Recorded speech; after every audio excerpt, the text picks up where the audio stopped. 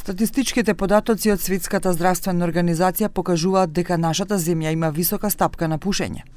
Имено над 46% од возрастните мажи и 27% од возрастните жени користат тутун или производ што содржи никотин.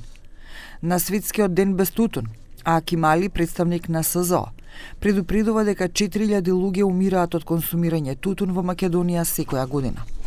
More than 4,000 people die of tobacco-related deaths in this country. This is not inevitable.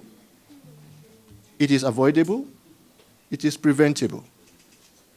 And if we do nothing, in a country that is already struggling with very low population growth, that has impact on economic growth and productivity. Заменик министерот за здравство Јовица Андовски објави дека инспекторите не проверуваат дали се почитува законот за пушење во забранети зони. Тој исто така најави измени во законот за консумирање тутун, нагласувајќи дека работат и на зголемување на царинските давачки. Сакам уште да повторам дека сме во завршна фаза, благодарам за помошта на Светска здравствена организација и се надевам дека за брзо време ќе имаме дали нов или ќе има драстични измени на законот против пушење.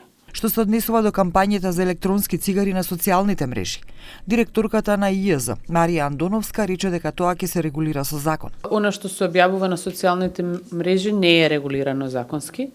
Една од нашите интенции пред се и како институт и како држава ќе биде тоа и таму, значи тој дел што се однесува на социјалните мрежи да најде свое место во законот, за да не се случува ова што не се случува во моментов. Шефот на канцеларијата на СЗО во Скопје во својот говор нагласи дека 7 милиони деца во светот се пушачи. Тој рече дека е загрижувачки што 7 од 10 пушачи во земјава почнале да пушат на рана возраст.